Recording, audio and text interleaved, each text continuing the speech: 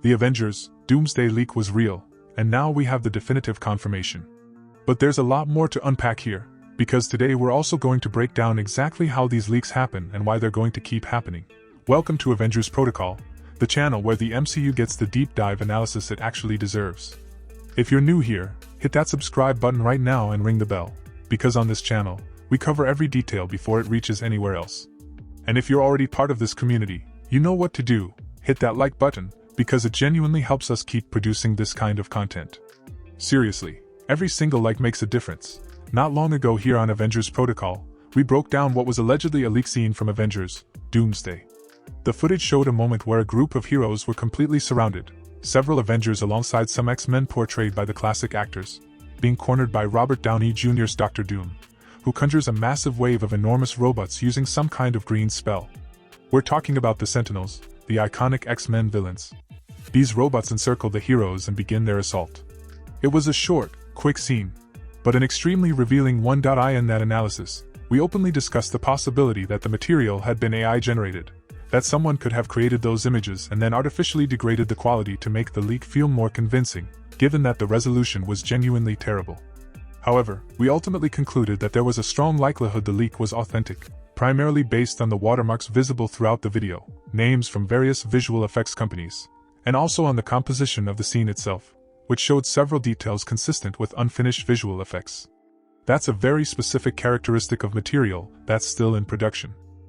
Now, in the days since then, beyond that original leak, higher quality versions of the same material also started circulating online. The debate remains open, whether someone simply took the low-resolution leaked footage and ran it through an AI upscaling tool, or whether a higher-resolution version of the original material was separately leaked. But now journalist John Campy has entered the conversation. He went to his sources, spoke with multiple people inside the industry, and openly admitted that he originally believed it was a fake leak.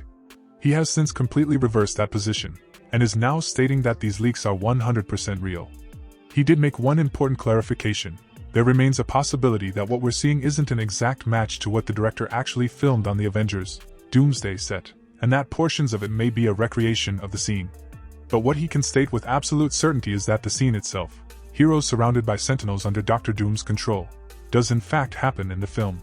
He also left a reassuring message for anyone worried about spoilers: relax, because that scene doesn't reveal as much as it seems. There's no massive bombshell moment that's been spoiled by what leaked.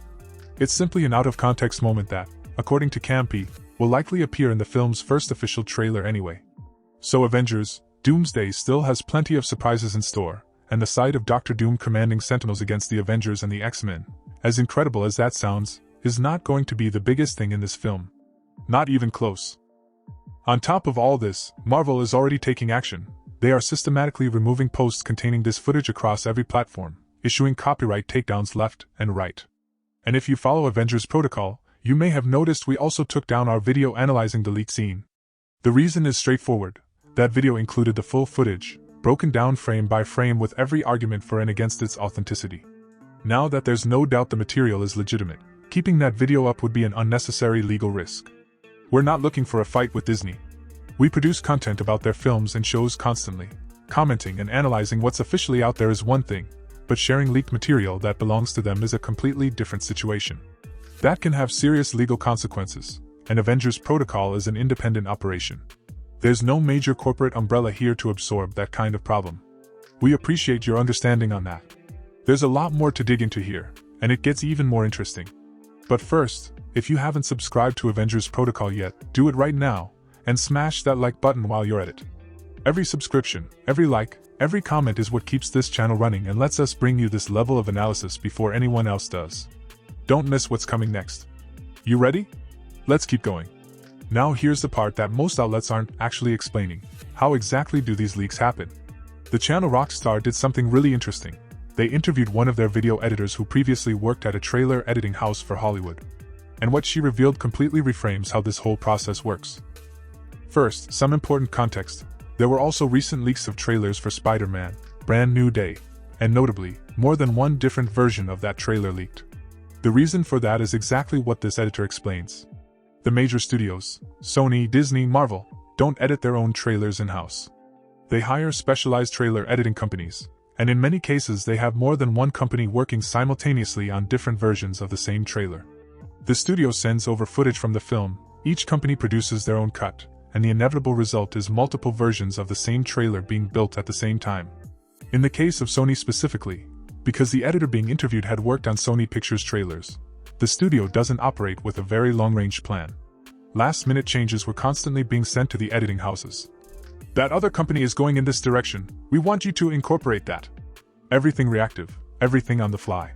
And that environment is exactly where leaks happen. The material has to travel from inside the studio out to one or more editing companies.